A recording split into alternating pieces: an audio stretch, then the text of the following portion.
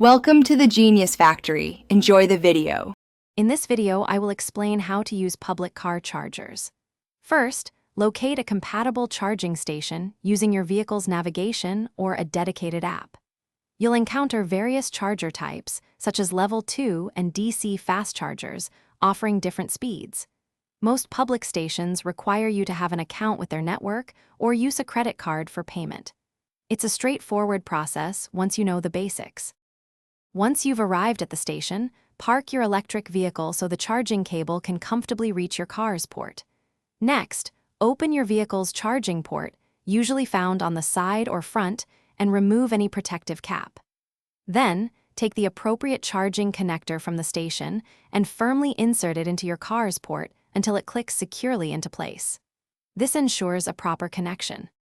With the cable connected, you'll need to initiate the charging session. This is typically done via the station's touchscreen interface or through its dedicated mobile app. Once started, confirm that charging has begun by checking both the station's display and your car's dashboard. You can then monitor your charging progress and see the estimated time until your battery reaches your desired level.